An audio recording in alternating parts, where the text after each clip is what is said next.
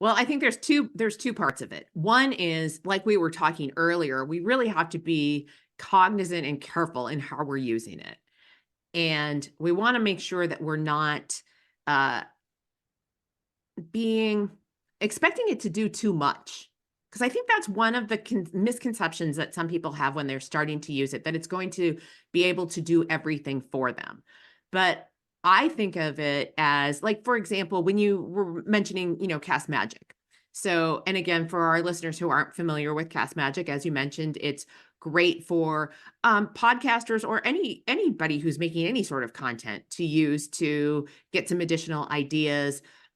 It makes social media posts for them, whatever. I always like to encourage people to think of whatever any generative AI is making for you as a rough draft, and don't just take it at face value. Right.